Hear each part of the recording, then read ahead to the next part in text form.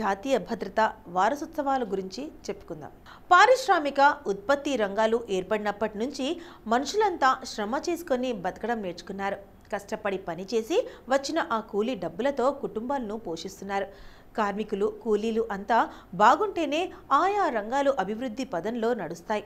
అయితే పనిచేసే ప్రదేశంలో ఆ కార్మికులకు ప్రమాదం ఏమైనా ఉందా లేదా, ఉంటే ఎలాంటి జాగ్రత్తలు తీసుకోవాలి, ఉద్యోగులు ఆరోగ్యంగా ఉన్నారా లేదా అనేది యజమానులు బాధ్యత కాదు, ప్రభుత్వానికి కూడా. అందుకే జాతీయ భద్రతా మండలిని ఏర్పాటు చేసింది. ఇది పని ప్రదేశాల్లో రోడ్లపై జరిగే ప్రమాదాల పట్ల కార్మికులకు, సామాన్యులకు అవగాహన కల్పిస్తుంది. ఈ నేపథ్యంలో ప్రతి ఏడాది మార్చి 4 నుంచి 10 వరకు జాతీయ భద్రతా వారోత్సవాలు జరుగుతున్నాయి. ఉద్యోగులు, కార్మికులు, ప్రజలు వారి భద్రత, ఆరోగ్య రక్షణను తమ జీవితంలో భాగంగా నిర్వర్తించుకునేలా చేయడం ఈ దినోత్సవం ప్రధాన లక్ష్యం. ఈ సందర్భంగా ప్రత్యేక కథనం. గత ఏడాది నవంబర్ నెలలో ఉత్తర కాశీ సిల్క్యారా గ్రామంలో సొరంగం కూలిపోయి 41 మంది కార్మికులు చిక్కుకుపోయారు. సుమారు 17 రోజుల పాటు చీకట్లో లోపలే ఉన్నారు. అధికారులు 400 గంటలు పైగా రాత్రనక పగలనగా కష్టపడి సహాయక చర్యలు చేపట్టారు.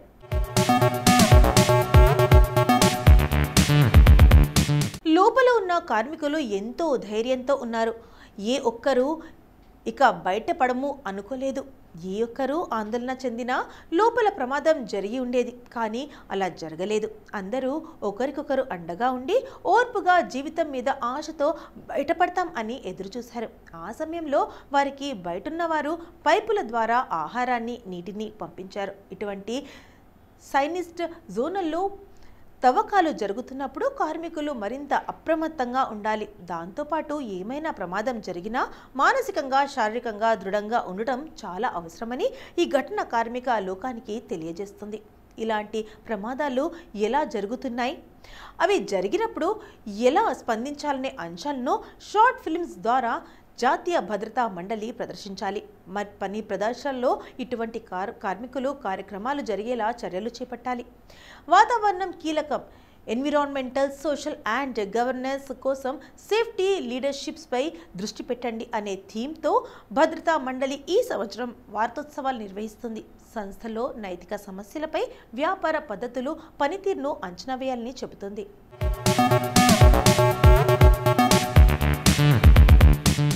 ఇటువంటి విషయాల్లో కార్మికులు, ఉద్యోగులకు అవగాహన కల్పించాలని కోరుతుంది. రోడ్లపై ప్రమాదాలు నివారించాలని సూచిస్తుంది. కానీ అలాంటివి జరుగుతున్నాయా అంటే లేదు, చాలా తక్కువ అని చెప్పాలి. కార్మికుల పక్షాన నిలబడాల్సిన ప్రభుత్వాలు, యాజమాన్యాలు ఇచ్చే ముడుపులు తీసుకొని చట్టాలను సవరిస్తున్నారు. దాంతో కార్మికులకు ప్రమాదాలు జరిగినా పట్టించుకోవడం లేదు.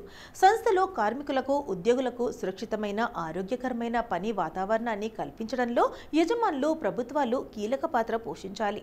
చాలా సంస్థలు పర్యావరణాన్ని విపరీతంగా నాశనం చేస్తూ కాలుష్యాన్ని గాల్లోకి విడుదల చేస్తున్నాయి. ఇది పీల్చుకున్న జనం రకరకాల రోగాలతో బాధపడుతున్నారు. ఇలాంటివి నివాసాలకు దూరంగా ఉండాలి. కానీ ఆ నిబంధనలు పాటించడం లేదు. ప్రభుత్వాలు, యాజమాన్యాలు ఈ ఏడాది మార్చి 1న నెల్లూరులోని ముతుకూరు మండలం కృష్ణపట్నం పోర్ట్లో ఇండోనేషియాకు చెందిన బోగునోకా ట్యాంకర్ను శుభ్రం చేసేందుకు ట్యాంక్లోకి దిగి 2 కార్మికులు మరణించారు. ఈ 2 క్యాజువల్ కార్మికులు. దిగిన కొద్దిసేపటికే వారి ఆక్సిజన్ అందక అపస్మారక స్థితికి చేరుకున్నారు.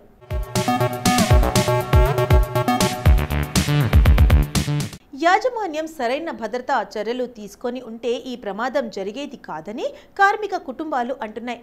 అనుభవం తక్కువ ఉన్న కార్మికుల చేత ఇటువంటి పనులు చేయించడం అన్యాయం. కుటుంబ సభ్యులకు నష్టపరిహారం చెల్లించాలన్నా చనిపోయిన వారు తిరిగి రాలేరు కదా. ప్రభుత్వాలు, యాజమాన్యాలతో కలిసి కార్మికులను మోసం చేస్తుంది. కార్మిక రక్షణ, భద్రతా చట్టాలు సక్రమంగా అమలు చేసేలా చేస్తే ప్రమాదాలు తగ్గుతాయి. సదుపాయాలు, సహాయం. దేశంలో అనేక చోట్ల సెప్టిక్ ట్యాంక్లోకి దిగి శుభ్రం చేస్తున్న కూలీలకు ఊపిరాడక చనిపోతున్న ఘటనలు ప్రతిరోజు ఎక్కడో ఒక చోట జరుగుతూనే ఉన్నాయి. వీరికి సరైన భద్రతా చర్యలు అమలు కావడం లేదు. పనిచేసే క్రమంలో అవసరమైన రక్షణ పరికరాలు అందడం లేదు. వీరు చేసే పనికి సరైన గుర్తింపు గుర్తింపు కూడా ఉండటం లేదు. బాధిత కుటుంబాలకు సహాయం అందడం లేదు. నిత్యం ఈ పని చేసుకుని బతికేవారు ఏదో రకమైన అనారోగ్యంతో బాధపడుతున్నట్లు కొన్ని సర్వేలు వెల్లడించాయి. ఈరోజు ప్రత్యేకత.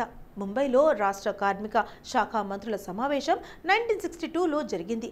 పని ప్రదేశాల్లో ప్రమాదాల నివారణకు చేపట్టాల్సిన అంశాల మీద చర్చ జరిగింది.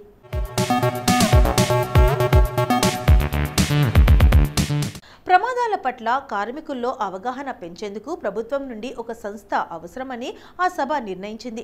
1965 ఢిల్లీలో జరిగిన పారిశ్రామిక భద్రత తొలి సమావేశంలో కేంద్ర, రాష్ట్ర ప్రభుత్వ ప్రతినిధులు, కార్మిక సంఘాలు, ఉద్యోగ సంఘాలు, ఇతర సంస్థలు పాల్గొన్నాయి. జాతీయ, రాష్ట్ర స్థాయిలో భద్రతా మండలి ప్రారంభించాలని వారంతా నిర్ణయించారు. 1966 మార్చి 4న కేంద్ర కార్మిక మంత్రిత్వ శాఖ ఆధ్వర్యంలో జాతీయ భద్రతా మండలి ఏర్పడింది. మండలి ప్రారంభమైన మార్చి 4 నుంచి 10 వరకు ప్రతి ఏటా జాతీయ భద్రతా వారోత్సవాలు నిర్వహిస్తున్నారు. నేషనల్ సేఫ్టీ కౌన్సిల్ ప్రతి సంవత్సరము ఒక థీమ్తో ఈ వారోత్సవాలు నిర్వహించే బాధ్యతను తీసుకుంటుంది. వైద్య పరీక్షలు తప్పనిసరి. అధిక వేడి గల ఇంజన్లు, విద్యుత్, విషవాయువులు దగ్గర పనిచేసే కార్మికులు, ఉద్యోగులు కొన్ని దీర్ఘకాలిక ఆరోగ్య సమస్యలు ఎదుర్కొంటున్నారు. అధిక వేడి వద్ద ఎక్కువ సమయం ఉండటం వల్ల హీట్ స్ట్రోక్ వంటి వేడి సంబంధిత ప్రమాదాలు కార్మికులకు పొంచి ఉంటాయి. త్వరగా అలసట, మైకం, వికారం, తలనొప్పి వంటి లక్షణాలు వెంటనే ఉంటాయి. గుండె పనితీరుపై ప్రభావం చూపుతుంది. మూత్రపిండాలు దెబ్బతినే ప్రమాదం ఉంది. అందుకే యాజమాన్యాలు కార్మికులకు ఎప్పటికప్పుడు వైద్య పరీక్షలు చేయించి కార్మికులు ఆరోగ్యంగా ఉండేలా చూసుకోవాలి. పోషకాహారం తీసుకునేలా వైద్యుల చేత సూచనలు చేయాలి. ఆయా యాజమాన్యాలు అటువంటి ఆహారం కూడా కార్మికులకు అందించాలి.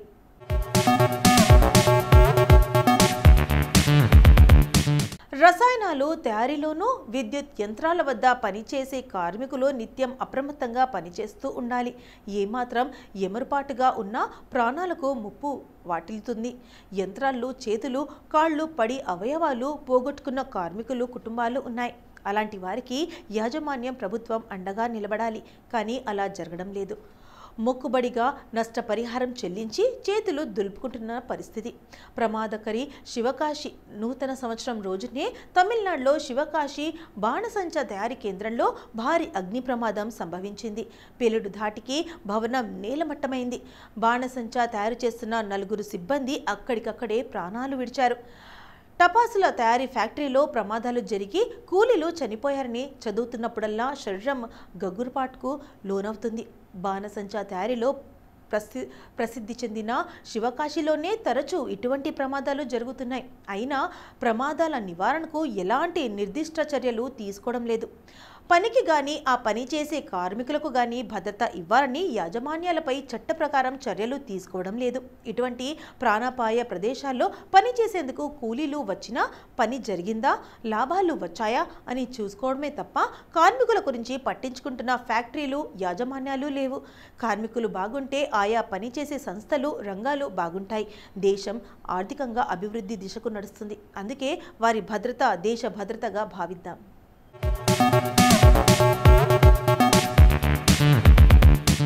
ఇప్పటి వరకు జాతీయ భద్రతా వారోత్సవాల గురించి మనకు తెలియని కొన్ని ఆసక్తికరమైన నిజాలు తెలుసుకున్నాం కదా. మరి మార్చి 10న ఒక్కసారి చరిత్రలోకి వెళ్ళి చూస్తే ఎంతోమంది ప్రముఖుల జననాలు జరిగాయి. మరి ఒక్కసారి చరిత్ర పుటలోకి వెళ్ళి నేడు జన్మించిన ప్రముఖులు ఎవరో తెలుసుకుందాం రండి.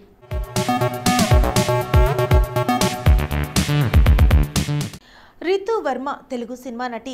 కేన్స్ చిత్రోత్సవంలో ప్రదర్శితమైన అనుకోకుండా షార్ట్ ఫిల్మ్స్లో చేసిన నటనకు గాను ఆమె పేరు పొందింది. ఇంజనీరింగ్ పూర్తి చేసిన రీతు షార్ట్ ఫిల్మ్స్ ద్వారా సినిమాల్లో కెరీర్ ప్రారంభించింది. పెళ్లి చూపులు సినిమాలో కథానాయిక పాత్రతో ప్రేక్షకుల ప్రశంసలు అందుకుంది. రీతు వర్మ 1990 మార్చి 10న హైదరాబాద్లో జన్మించింది. రీతు వర్మ అనుకోకుండా షార్ట్ ఫిల్మ్స్లో నటించడంతో పేరు పొందింది. ఈ షార్ట్ ఫిల్మ్స్ 2012లో 48 గంటలు ఫిలిం ప్రాజెక్టు కాంపిటీషన్లో ఉత్తమ చిత్రంగా గెలుపొందింది. ఇందులో నటనకు రీతు వర్మ ఉత్తమ నటిగాను పురస్కారాన్ని పొందింది. 2013లో సినిమా కెన్స్ షార్ట్ ఫిలిం కార్నర్లో ప్రదర్శించబడింది. అనుకోకుండా నటించక ఆమె తొలిగా తెలుగు సినిమా పరిశ్రమలో నటించడం ప్రారంభించింది. ప్రేమ్ ఇష్క్ కాదల్ నటిగా ఆమెకు తొలి సినిమా, అందులో కాస్ట్యూమ్ డిజైనర్ పాత్రను పోషించింది. తర్వాత నా రాకుమారుడు సినిమాలోనూ, ఆ పైన ఎవడే సుబ్రహ్మణ్యంలోనూ నటించింది. చిన్న పీరై తెడియా నాట్కల్ అన్న తమిళ్ సినిమాల్లోనూ నటిస్తుంది. 2016లో విజయ్ దేవరకొండ కథానాయకునిగా పెళ్లి చూపులు సినిమాకు కథానాయిక పాత్ర పోషించింది. ఈ సినిమాలో ఆమె పాత్ర కీలకమైంది కావడం, ఆమె మంచి నటన కనబడడంతో ప్రశంసలు పొందింది.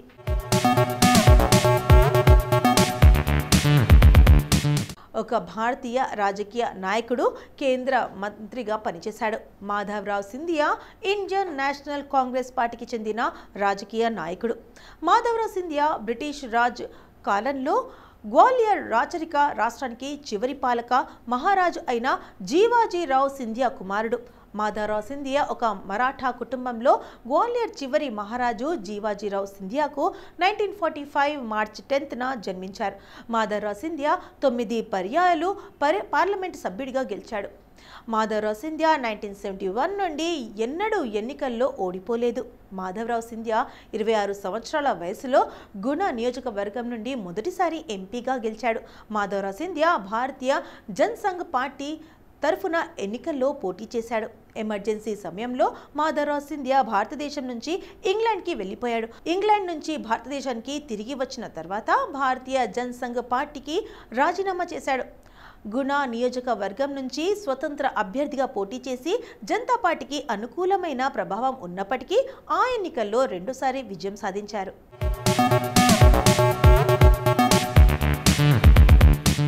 షాబాజ్ ఖాన్ మధ్యప్రదేశ్లోని ఇండోర్కు చెందిన ఒక భారతీయ నటుడు. Chandrakant, the great Maratha, the sword of Tipu Sultan వంటి టెలివిజన్ సీరియల్స్లో ప్రధాన పాత్రలు పోషించడం ద్వారా ఆయన ప్రసిద్ధి చెందారు. ఖాన్ ఇండోర్కు చెందినవాడు. భారత్ శాస్త్రీయ సంగీతంలో అగ్రగామి అయిన పద్మభూషణ్ విజేత అమీర్ ఖాన్ కుమారుడు. Khan Saint Joseph Convent, Kamptee Hislop college నాగ్పూర్లో చదువుకున్నాడు. తర్వాత ముంబైకి వెళ్లే ముందు కొన్ని సంవత్సరాలు సెంటర్ పాయింట్ హోటల్ నాగ్పూర్లో పనిచేశాడు. షాబాజ్ ఖాన్ మార్చి 10, 1966న ఇండోర్, మధ్యప్రదేశ్లో జన్మించారు.